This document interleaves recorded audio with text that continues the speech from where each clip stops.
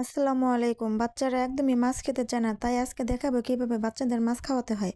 আমি আজকে কাতল মাছের পেটের মাছ নিয়েছি কয় পিস, ভালোভাবে সিদ্ধ করে কাটা কটা বেছে নিয়েছি। পেঁয়াজ কুচি, কাঁচামরিচ কুচি, মিডিয়াম সাইজের একটা আলু ভালোভাবে সিদ্ধ করে চটকিয়ে নিয়েছি। দিয়ে দিলাম soya sauce, tomato sauce half চা চামচ, দিলাম একটু টেস্টি সল্ট, দিয়ে দিলাম আদা রসুন বাটা, দিয়ে দিলাম জিরের গুঁড়া, মরিচের গুঁড়া, দিলাম একটা ডিম, দিয়ে দিলাম একটু লবণ। তারপরে মাছ আর আলুর সাথে সবগুলো মাখামাখি করে নেবেন। দিলাম ময়দা আর সামান্য পরিমাণ কর্নফ্লাওয়ার, ভালো করে মাখাচাকা করে একদম সবগুলো উপকরণ একদম ভালো করে চটকে চটকিয়ে মেখে নেবেন। মাখানো হয়ে গেলে চুলায় একটি কড়াই বসিয়ে দিয়ে আমি পর্যাপ্ত পরিমাণ তেল দিয়ে দিব। কড়াইটা হালকা গরম হলে সাথে সাথে মাছের মিশ্রণটি আমি গোলাকার শেপ করে তেলের ভিতরে সবগুলো আমি ছেড়ে দিব। তারপরে উল্টিয়ে পাল্টিয়ে সবগুলোই আমি একদম ভালোভাবে ভাজাভুজি করে নিব। ভাজাভুজি হয়ে গেলে বাচ্চাদের একটু সস দিয়ে খেতে দিব গরম গরম। বাচ্চারা ফু দিয়ে খাবে, কি যে মজা পাবে, এতটাই মজা, নিমিষেই প্লেট খালি।